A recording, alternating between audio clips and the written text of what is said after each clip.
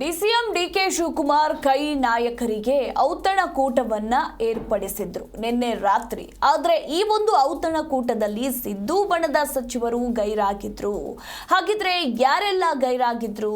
ಗೃಹ ಸಚಿವ doctor G Parameshwar, ವಕ್ಫ್ ಸಚಿವ ಜಮೀರ್ ಅಹಮದ್ ಖಾನ್, ಸಮಾಜ ಕಲ್ಯಾಣ ಸಚಿವ ಎಚ್.ಸಿ. ಮಹದೇವಪ್ಪ, ಸಹಕಾರ ಇಲಾಖೆಯ ಸಚಿವ ಕೆ.ಎನ್. ರಾಜಣ್ಣ ಈ ಒಂದು ಔತಣಕೂಟದಲ್ಲಿ ಭಾಗಿಯಾಗಿರಲಿಲ್ಲ. ಇನ್ನು ಡಿಕೆ ಡಿನ್ನರ್ ಸಭೆಯಲ್ಲಿ ಸಿದ್ದರಾಮಯ್ಯನವರು ಕೂಡ ಆಗಮಿಸಿದ್ರು ಸಭೆಗೆ. ಹಾಗೆ ಭೈರತಿ ಸುರೇಶ್, ಸತೀಶ್ ಜಾರಕಿಹೊಳಿ, ಚಲುವರಾಯಸ್ವಾಮಿ ಸೇರಿ ಸಚಿವರು ಹಾಗೆ ಶಾಸಕರೆಲ್ಲರೂ ಕೂಡ ಹಾಜರಾಗಿದ್ರು. ಇನ್ನು ಬಿಜೆಪಿಯ ಇಬ್ಬರು ಶಾಸಕರು ಹಾಗೆ ಜೆಡಿಎಸ್ನ ಶಾಸಕ ಜಿಟಿ ದೇವೇಗೌಡ ಕೂಡ ಭಾಗಿಯಾಗಿದ್ರು.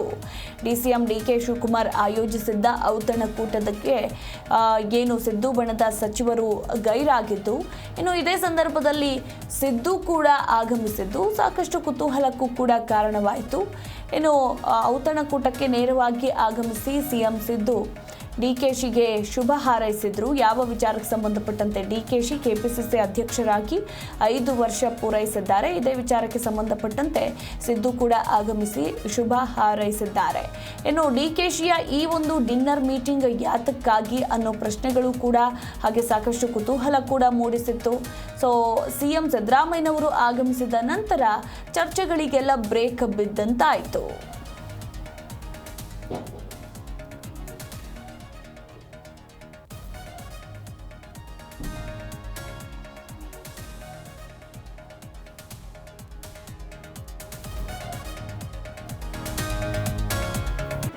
ಜಿ ಕನ್ನಡ ನ್ಯೂಸ್ ಈಗ ನಿಮ್ಮ ಮನೆಯಲ್ಲೇ ನೋಡಿ. ಎಲ್ಲ ಕೇಬಲ್ಗಳಲ್ಲಿ ಈಗ ಲಭ್ಯ.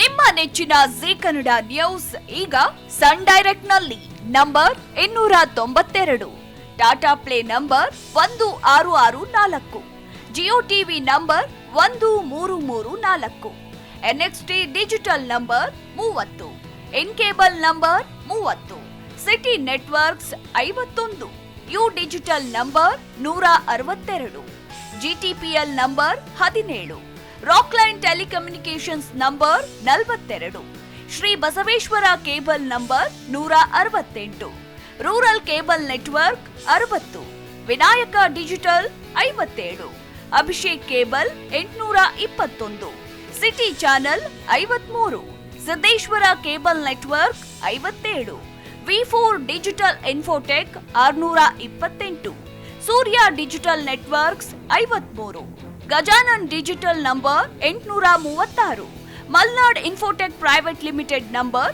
56, metrocast number 830, victory digital number 167ರಲ್ಲಿ ನೋಡಿ ಆನಂದಿಸಿ.